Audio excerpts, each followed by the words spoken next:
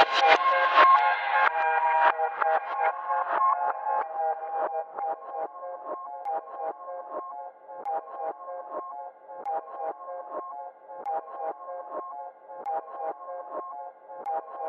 and welcome to Buying and Beyond, the podcast that takes you behind the scenes of retail buying. We're Kate and Linz, and together we have over 30 years experience in retail. We're talking all things retail buying and beyond with real people in retail. This season, we're joined by more guests, retail buyers, retail businesses, big and small, telling us their stories, how they got started and what inspires and excites them about retail. We lift the lid on what brands need and buyers expect. So grab your drink of choice and come and have a giggle with us.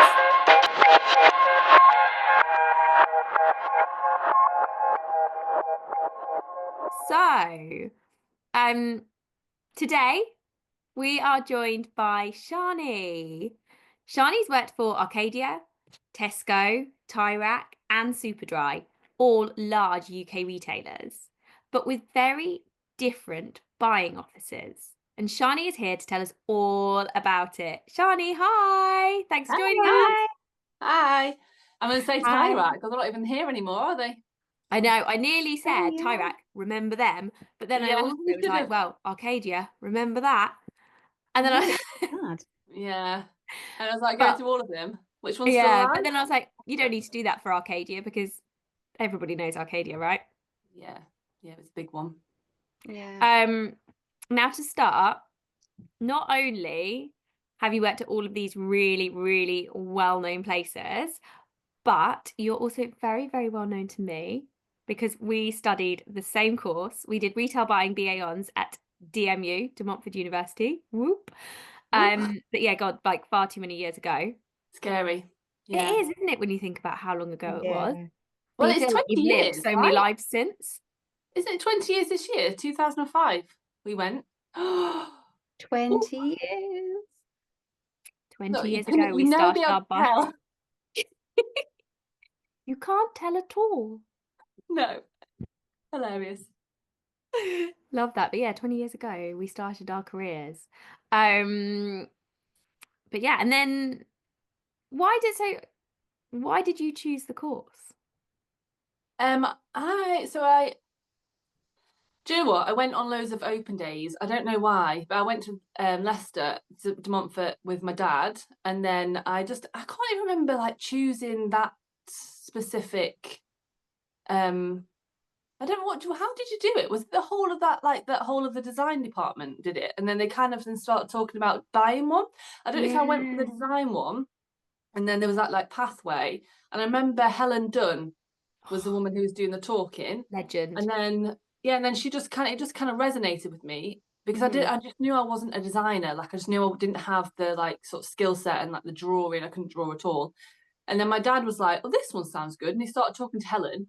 And then I don't know, it kind of went from there. And I felt quite at home in Leicester. I don't know why. Like I walked around and I was like, I just feel like I belong. I still feel like actually that attachment to Leicester now, but I just felt I've been to Leeds, I've been to Manchester, I've been to Nottingham, and then I just felt right. I you walk into a house and you're like, this is my house. It was like that. I was like, walked into Leicester and I was like, this is the place. I love that. It's like when you know, you know. Yeah. And thankfully I did. So yeah, then what sold it for me a little bit was is it called a patinator? Yeah. I say sold it for me, also terrified me, but the moving elevator that's just like looks like a changing room that you just like step onto and it just keeps moving, doesn't ever stop, and you just got to jump on. And I at first thought it was really, really fun. Then when I went to go and do it, I was a bit scared, held my dad's hand. And then on reflection was telling my mum about it and was just like, how are you gonna do that with a portfolio? And I was like, oh my good God.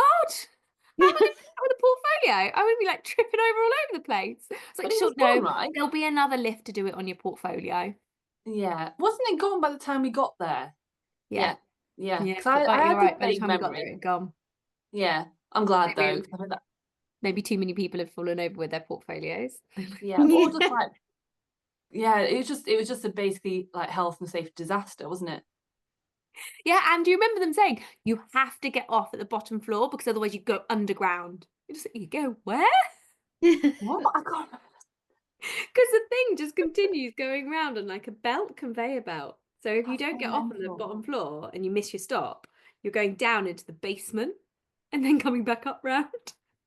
Wow, that's it's mental. I think you should definitely link like a visual of what that would have looked like.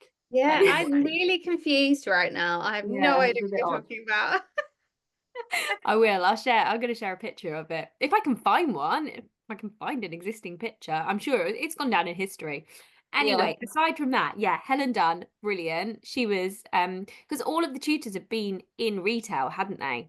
yeah, They had so much experience. yeah. I can't remember her. Pippa Clark, wasn't it? Yeah, Pippa Clarkson. Yeah, she'd been top man, hadn't she? Yeah, and She'd I been can't. top There's one man, and then more. you followed a little bit in her roots, I guess, in her footsteps. Kind of took me a little while to get there though. To slugged it at Top Shop Visual Merchandising for quite a while before then though. Oh, that sounds fun. Yeah, well, Kate went straight into a job with Accessorize, and then I had to. So I stayed in Leicester for like 2 more years. So I got my first job in 2010, and we graduated in 2008. I just remember thinking like it just was such a slog, like trying to get that first job. So I can't remember where else I absolutely wanted to go to Next because I was in Leicester and I wanted to get a Next. So I applied so many times for the Next, like whatever it was, to the graduate program. But every time, like my test came back and they failed, and I was like, "How can I fail?" Like I don't know. There's loads of like competency tests that you had to do, and it was mostly like maths. I don't really know. I really should look that up. But anyway, I didn't get through, and I was like, "Well, that was it. That's kind of what I wanted to do. I didn't want to." But And that's then hard when that's what you want to do. And you're like, I've literally just done a 3-year degree in retail buying. Like, how can I yeah, be failing? I but know I think everything. but it was on like competence. Like I think it was literally maths. Like I just remember it being like on like math stuff, like formulas and what you call it. I don't know. Anyway, and then we decided. So then Kate, I, and Rachel, another friend, we decided to move to London, and I basically decided to make that move based on not having a job. I was like, sod it. Like I'm just going to make this move because London's where it's at, and I need to like move on with my life and stop being a visual merchandiser at Topshop, which was great, but it just wasn't my trajectory, and it was Where you saw hard work. yourself. And also I was quite lonely. Like I was in Leicester then by myself pretty much. So it kind of felt like you needed to get back into actually having I don't know, just going somewhere else. So then we moved there. Literally, I can't remember what the timeline was, but basically I had an interview for Burton Menswear. And then in the interview, the woman who interviewed me, she was called Jane. It's funny how you remember names, isn't it? Even though you would never see these people again, but you've got this like specific visualization and the name because they gave you a lifeline. And you can like, Yeah. if you like, I worked with her like after that point and saw her around. I was like, you literally like changed my life in that one moment. And that's what people don't realize when you're employing someone. It means so much, especially to a graduate back then anyway. And so anyway, so she interviewed. So I got the interview, and then literally as she gave me the job, I think it was like about maybe half an hour later, I got back on the coach. Was it a £1 megabus? Yeah. Back on the coach from Victoria. Got on the coach to Victoria, and then went to Leicester, and then they called up and said we'd like to offer you the job. And I was like, does that mean I can like put you down as a reference for my flat? Because like there was needed references, and I literally had no one apart from Topshop. So God knows what would have happened. I'm guessing I had a guarantor, so it'd been fine, wouldn't it? But yes, that was that. It And just then I shows it was went. meant to happen. Like, and sometimes you do just have to take that leap. Yeah. Like being like, okay, I don't know what's going to be there. It's maybe not, but it's now or never. Let's do it. And I something will know. work out. I quite like taking a risk though. Risks are good, aren't they? Because like if you feel comfortable, then it's not gonna change you.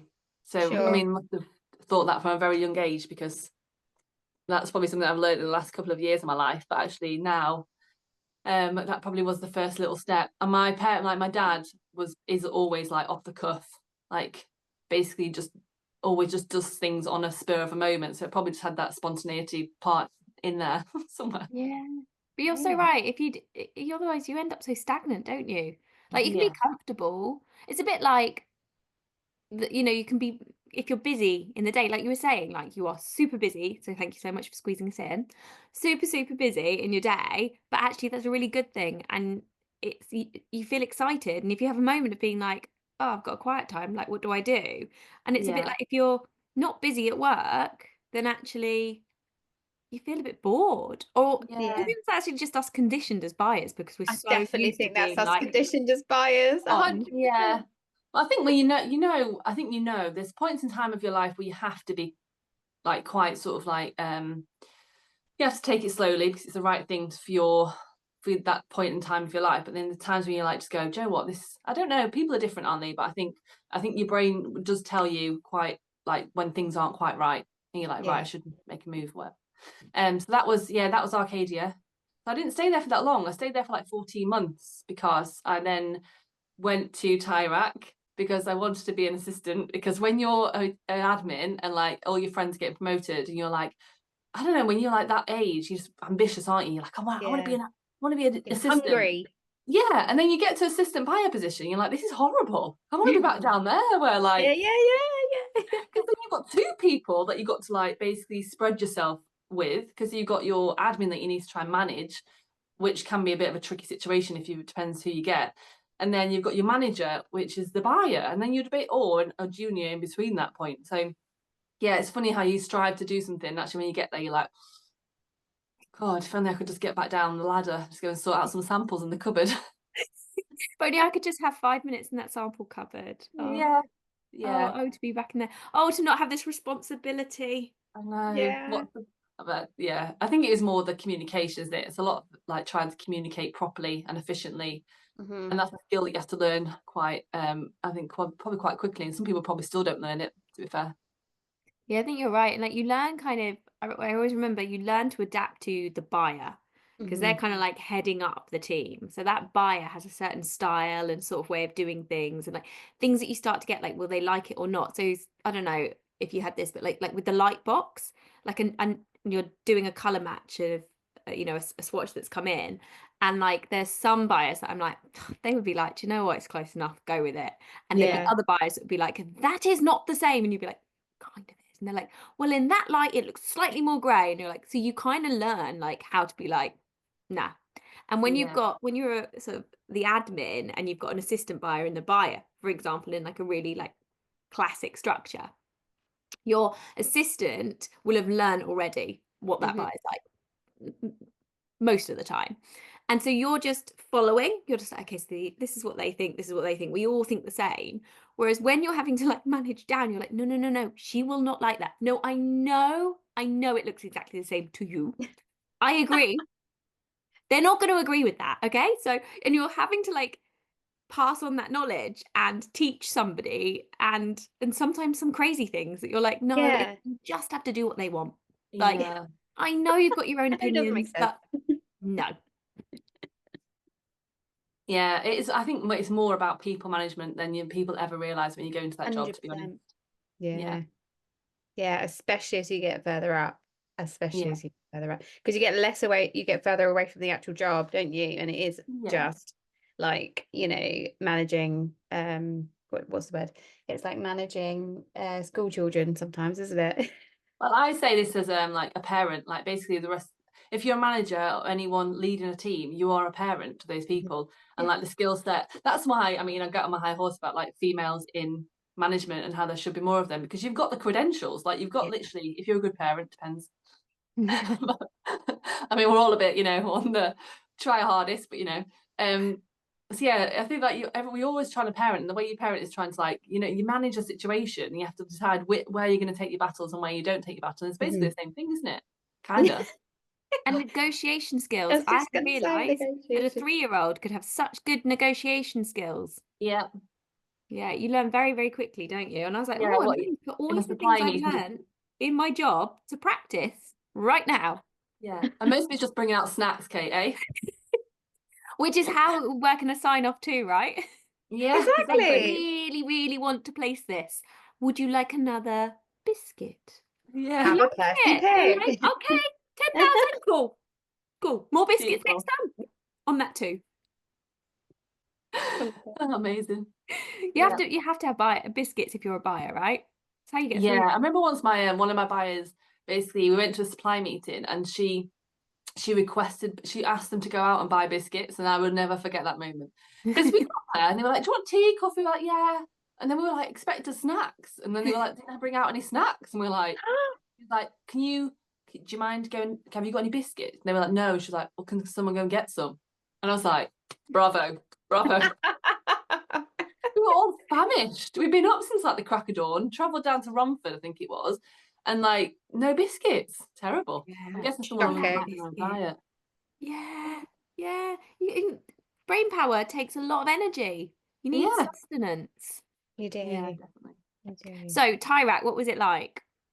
So Tyrak was mental. Basically, the guy who was head of buying, shall we say, in a very loose term, because it was a very small set of people, came from Burton. So he used to head up suits in Burton, and I had a bit of rapport with him. So then basically when I applied for it, he obviously interviewed me.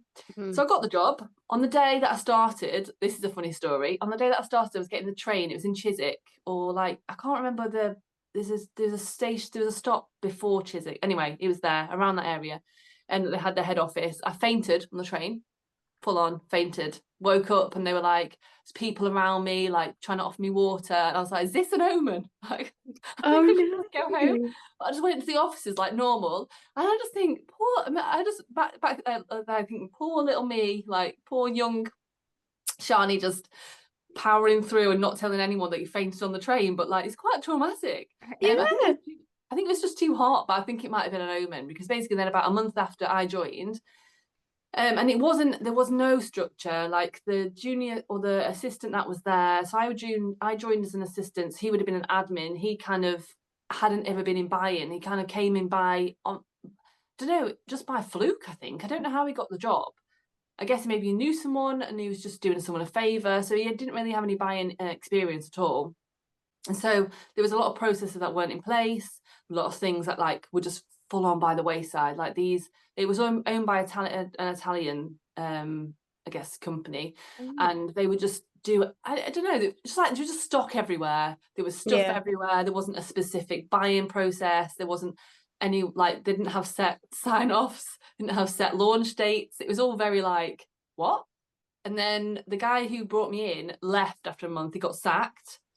And then I was kind of left there like, what am I doing here? What is this? Especially when you come from somewhere with so much structure, like Arcadia, such a huge like enterprise with so many different channels to it, all doing very, very traditional and structured ways of working, with so many departments doing everything, to then go to something where you're just like, you haven't got a sign off? So I just place it.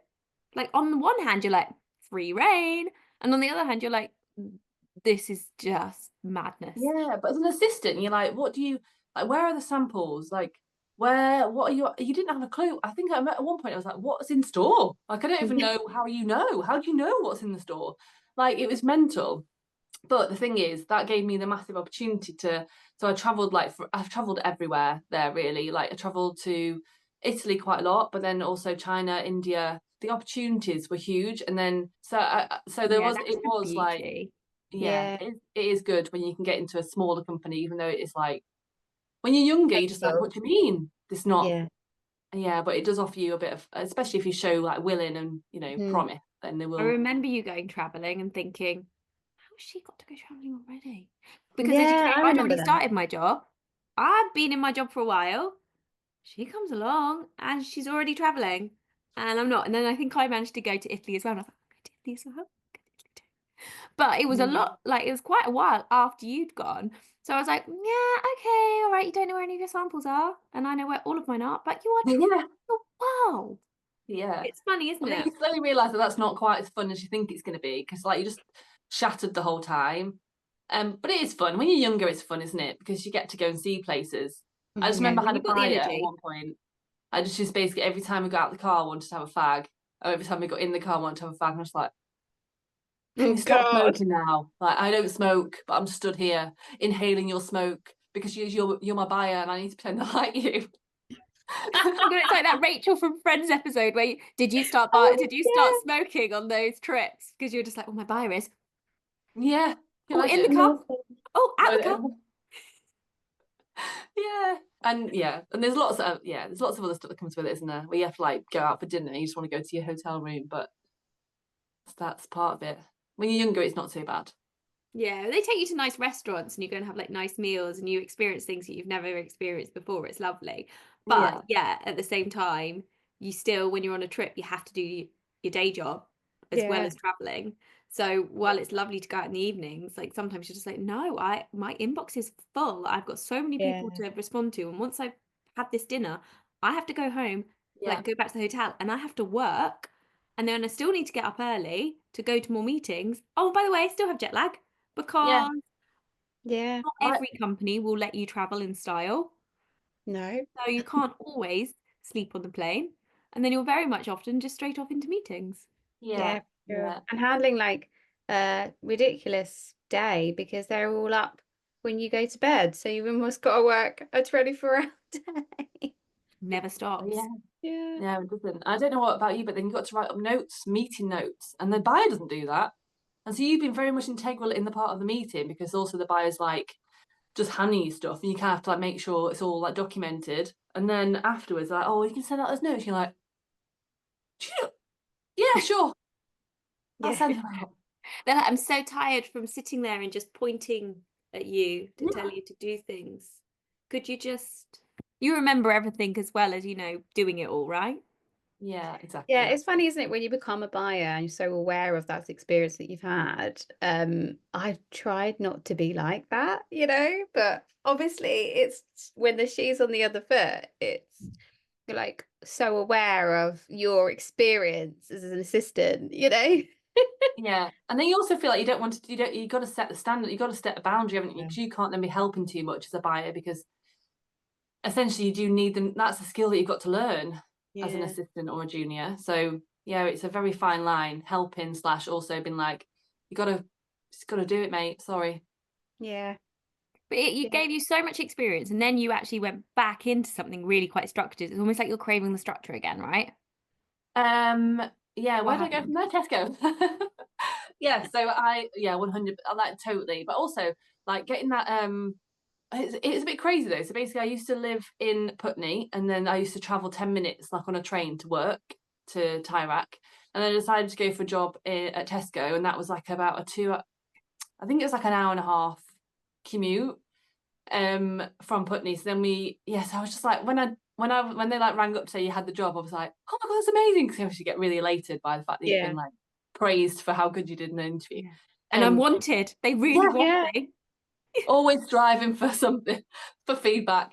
And then and I was like, oh my god, I haven't really thought about this. I mean, it's different when you don't have children or any other responsibility, just you and a partner. But so the Tesco thing, it was so much better. Although I knew at that point that I wouldn't have any more opportunities really to travel that often. So then so then back into Tesco, and then was there for quite a while actually. I was on various different departments. I was thinking about this the other day actually. Probably the most frustrating thing about buying, and probably for anyone, I don't know if this happens anymore, but how like they just basically just think they own you. I just thinking the other day, like you used to just get to go, hi, I'm going to take, I've got 2 minutes. We've got 2 minutes. Yeah.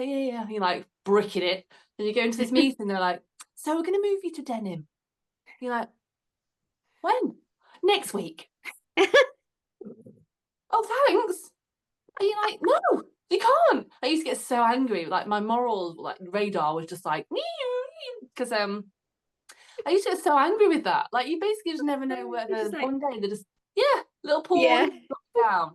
And like, well, we really need someone, experienced. Like that's a load of BS, because you just want to move people around for the sake of moving people around. Or in my case, the supplier had actually made a semi grievance about how I'd spoke to him. He was one of them, one of those who then knew the head of buying, who then went, Shani is not being very accommodating. And I'm like, well, you're trying to increase the price by 50%, and she's telling me it's unacceptable. Yeah. She's just doing her job. I don't want to work with her anymore. Yeah. And then they're obviously probably getting a bit of a backhander. So the head of buying's like, probably gonna have to move you then. And you're like, Oh, right. But yeah, that's really You've got a nice new I was like, kitchen. what? Yes. That was- Does they boarding a flight to Dubai? Yeah, exactly. And one thing I don't miss is just never knowing if you're actually gonna stay where you are and just kind of having no control really. Yeah. Yeah, that's uncomfortable. So you decided after a few years of moving around, you wanted to move your roots somewhere else. You moved out of London, didn't you? Yeah. Then I moved to Superdry. Why did I move to Superdry? You missed the craziness of Tyrac and thought, let's give it another go. Yeah, maybe I thought let's just go back. That was mental as well, actually. Like Superdry was just a whole different ball game. I don't even know how I came across the advert, to be honest, for Superdry. I just remember having the interviews and the head of buying was really, really lovely. And I remember going down there and being like, I don't know if this is because it was Cheltenham, so it was quite a far drive. I don't know if I wanted to be there fully, but then when you get offered a price, or when they say, and you're like, I'll negotiate, and I'll like this is how much it's going to be, and they're like, yeah, okay. You're like, okay, all right. So I'm going. I'm moving to We're Cheltenham. moving to Cheltenham. That's exactly what I said to Craig about my husband. I think he was my husband at the time, or maybe I can't remember. I was like, yeah, we're moving to Cheltenham or somewhere around there. He's like, right, okay. But then, yeah, so then that was a different ball game, and They the had a really Superdry interesting setup, didn't they? I Yeah, remember you telling me about that, and coming from like real traditional, I think at that point I was still in a very traditional setup, and I couldn't quite get my head around how their buying worked. Well, the buyer's supposed to be king, right? Like, when you work in Arcadia, buyer's king. When you work elsewhere, like that's the structure, like a UK, I guess, centric. I mean, they were UK founders, but like British founders, but they just didn't build from. So what they did is like they had founders, and they basically did all the buying, and they just needed people to put the orders through. So they became merchandisers. The merchandisers were kind of like the ones that led everything. So then the buyers were just below them in a ranking. So that actually, when you had an opinion, the merchandiser took trumps and just did what they wanted to do. It was a really difficult situation. The buying team was tiny, and you kind of just were there to manage samples, pull out stuff for meetings. And then it started to switch a little bit because my head of buying wanted to make, she came from like a big UK retailer. So she used to like be in what we were used to. Traditional structure, yeah. So she was trying to put that in place, but obviously it's really hard for her because she was having to then try and manage the founder, who was then the CEO, and then try and filter into us as a team. And at the time, there was only 6 of us as a buying team, and there was probably about 24 merchandisers, I'd say. Wow. Yeah, there's a buyer / assistant buyer. You'd had loads of departments to manage, but you weren't really managing them because you couldn't really buy for them as such. Why do they need that many merchandisers? Because they also had a franchise section as well. Okay. So there was merchandisers on the franchise. So they're kind of like merchandisers had a demand full planners floor. / merchandisers. Yeah, and then they worked really closely with logistics, but the merchandisers had like a full floor, and we had like 2 desks, like 2 like long desks, and it was like that's it's crazy. So then I was talking about it just the other episode about being in restructures. You know, when someone comes in and restructures, and they're like, I remember being in one moment being like, let's cut down the merchandising team. And I can't remember exactly the proportions, but it was just like, let's have 4 merchandisers, 20 buyers. So it's almost like the flip reverse of that. And I remember being like, I'm going to keep quiet because I'm in the good camp here. But like, this is crazy. Like, they really complement each other. Like, buyers and merchandisers go together hand in hand. And it's really unbalanced if you have more of one than another. Or you need to make sure that the skill set that they have is more sporadic. So actually your merchandisers maybe are more like logistics and planning and that sort of side of things and shipping, and then your buyers need to be doing more of the numbers. But if you've got a company that has predominantly product development buyers who maybe are much more from the design side than the merchandising, and you cut your merchandising team, you're just going to go, you've got no one to look. Same with the merchandising thing. If you've got so many merchandisers and a really small sort of like buying team that have more of a design edge, then you're just going to be sort of potentially just sticking with what the numbers are telling you, and you're not going to have that creativity. Yeah. And then I think that happens more in retail, doesn't it? I think actually when you're not in retail, you do a lot more like numbers work. But I think when you are, like fashion, like, Yeah. clothing, I feel like when you're in clothing, there's obviously a lot more product development to do versus when you're in like other product areas. So yeah, I don't know how that happened, but it was the same again, no processes, nothing really in place. And it was just really, it's just a big learning curve, really big learning curve, that place. Oh god. Nothing quite like keeping you on your toes, hey? No, yeah, it's mental, isn't it, really? I think that's the thing of buying, like anything can change like, in a moment, I suppose. Yeah, I think that's what makes it so hard for suppliers as well, isn't it? Because they're not party to all this politics, and they don't. 1 minute they're in, 1 minute they're out, and if if you don't have a very good buyer or have a good relationship, you don't really know why. Or And if that buyer suddenly goes and you've got suddenly a Yeah. new one and they didn't know you existed and they don't know you don't know they exist, then suddenly it just goes quiet and you're like, but we used to get so many orders. Like, hello, No, can you Mr. imagine? Buyer. Yeah, I used to love suppliers. Like that was probably one of the best things about being a buyer, to be honest. But I think it's Yeah. because you just enjoy talking to people and enjoy learning about their businesses. Maybe that was more of the sort of, and obviously they gave you nice dinners and didn't actually get you anything because they weren't allowed to do that when literally I think when we all joined buying, literally it was like the point where no one was allowed to bribe you anymore. Yeah, they suddenly put a clamp down on it, didn't they? Intercepting all the gifts Bribery act. and Yeah, putting exactly. them up for auction, and you're just like, oh, I could have done with that bottle of wine, guys. Yeah. Or a new kitchen or whatever the things are that people used to get. Yeah. We were sold a lie. We were sold a lie when they told us all about the course and how good it was to be a buyer and the things the perks. Exactly. Sure, that was in the university courses. Oh my God, yeah. The things that go sold on and then the things that actually happen. But it's exciting. And as you say, like, particularly when you don't have any like dependents or anything and you're just like young, free and single and you can kind of just enjoy it. You get to go and see the world. You experience like really like fast paced and exciting times, and you can make really like big, bold decisions. Like, what was like probably the best thing about buying? Well, you put me on the spot now. Best thing about buying, I'm gonna say the people.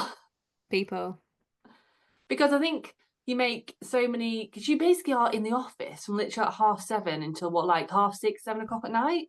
And so if you don't have those people around, that I think that's like with most jobs, like the people make it, right? So you've got to enjoy the actual job, but most of the time it's the people that are there that make your life fun and enjoyable. So the best thing about buying is actually being in those offices and like having moments where you could chat with a friend, or like you've got a team. I had this one team that was just I'm sure everyone on that team will remember. And you have a team that you all got on. We were all about like Rome, like probably from like early 20s to 30s. And like we all just got on so well, and we all did Jersey, but like we had this like nights out that we had, and like everyone as a team just got on really well. So we'd have meetings then.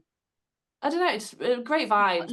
Like-minded people all working together. You've got kind of like similar vibes, similar views, like similar outlook on life. Yeah, respect each other. Like everyone's just kind of working to one, like you're working to your strategy, so you're all working to one main goal.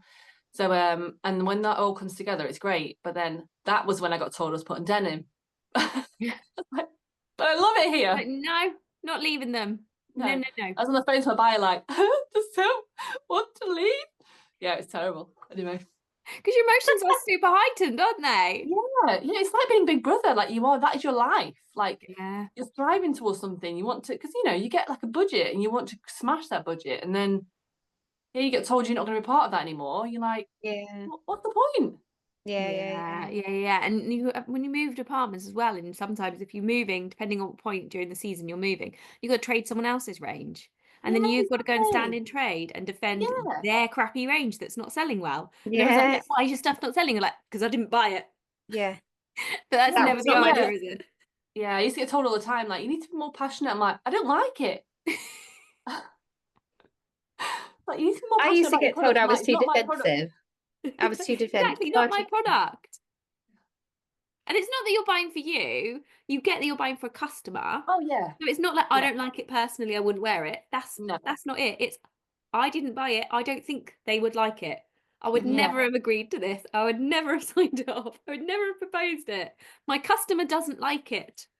And I don't know that yet, but I'm making a I'm making a But they pun. don't.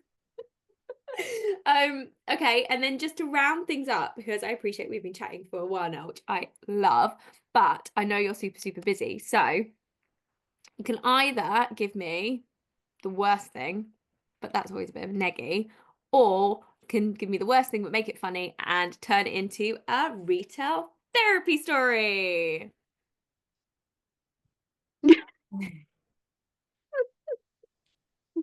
Well, what have you had in the past? Oh God, what have we had? Just like a lot of like drunken stories because there's a lot of alcohol involved in buying. Yeah. Like sample mishaps. What else have we had? A head of buying that fell asleep Oh in a yes. sign off. Sounds good. And a director that at COVID asked to when they were told that some stock had already left, asked the team to tell them to turn the boat around. Hello, Hapag Lloyd. I'm not going to need those 5 pairs of trousers. Could you turn it around? Man. Guys, I don't think I've got anything. I've got nothing negative about Or like buying. a trip. Oh, one lady told us about how she had a really big night out in Hong Kong, and then the next day she was so hungover that she had to have a shandy for breakfast. So she got this big pint of beer, and the buying director was coming down the stairs to breakfast. Literally just as she'd ordered it. This great big Oh. pint.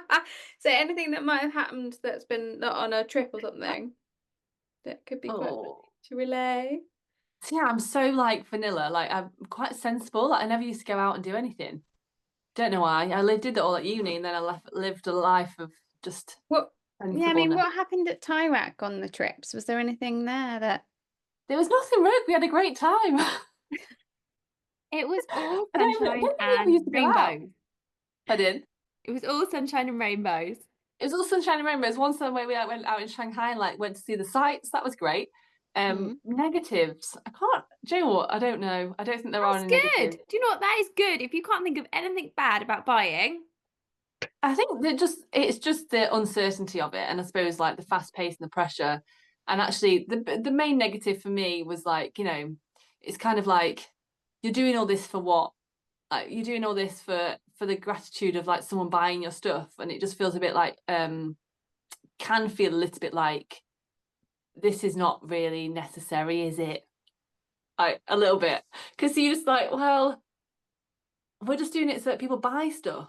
That always used to be like, it always is kind of in there as like but that is quite negative. So, I think it's a lot better now. The consumerism of it though, that you kind of just feel like I'm creating stuff for the sake of stuff, and actually is it needed? Totally get that, and that's why both Lindsay and I like feel really strongly about like championing businesses that are really making a difference and like have got a sustainable aspect to them. More like circular platforms or just ways of manufacturing that are kind of improving things, and also feel quite aggrieved that actually a lot of the high street can sometimes look quite samey.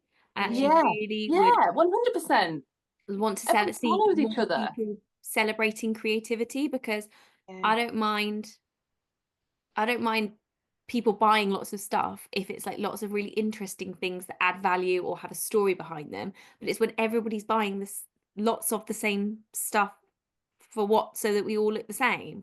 I know. And that's my concern with AI, that we're all going to just go into tumbleweed because we're just being fed the same stuff. And now I'm going to go off on a rant about it, so I'm just going to but I think that's the thing, like the sustainability thing was not very big, and I remember trying to push it in so many different companies trying to push that, and it would just kind of fall on deaf ears because it's more expensive, which is annoying, but it was at the time. So then I think you get to a point where you're like, well then if no one's going to pay attention to this.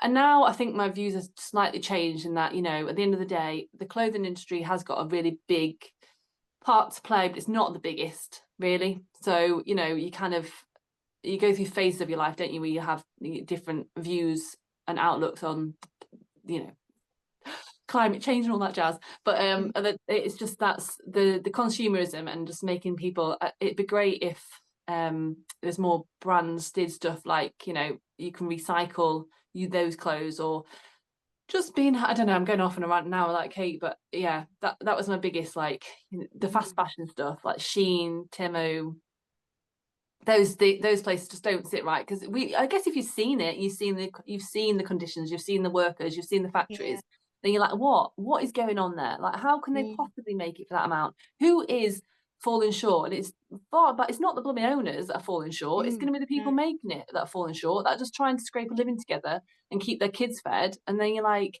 and people just buy it willy-nilly thinking, oh, it's fine, because if it's not fine, then they wouldn't put it on the shelves. You're like, no, that's not. That's not. That's what's so dangerous about money. You're kidding yourself. So dangerous about that. Yeah. So yeah, there we go.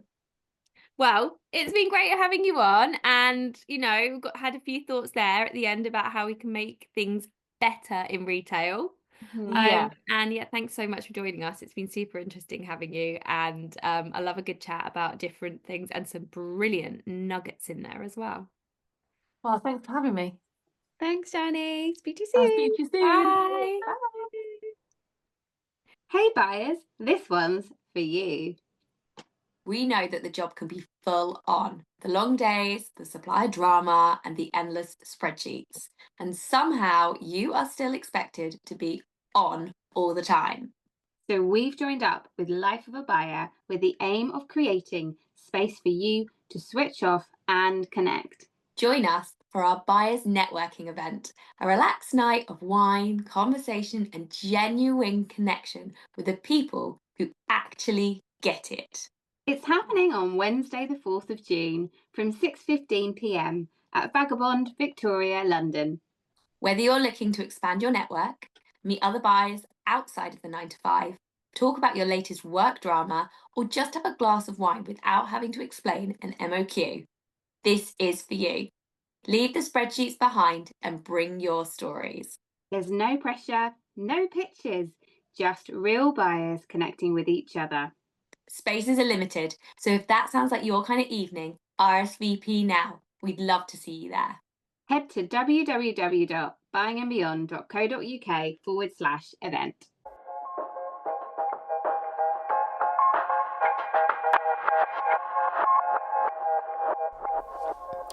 If you've enjoyed listening to this episode, please, please, please like and subscribe and leave a review. And if you already have, thank you, thank you, thank you.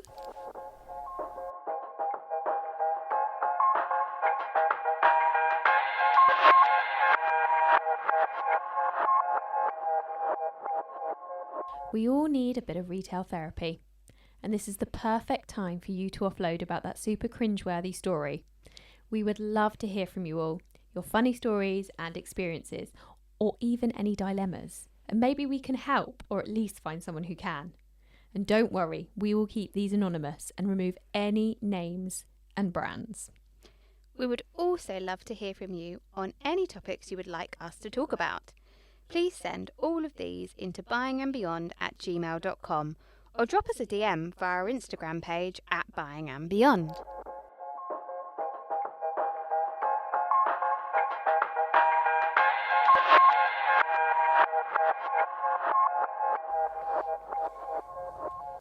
Kate, are you a drama queen? No, Drama just makes things interesting. that's true. All these thoughts and opinions are our own and based on our own experiences working for a wide variety of retailers. These are all in the hope to entertain and educate, and not to reflect negatively on any place we currently or have previously worked.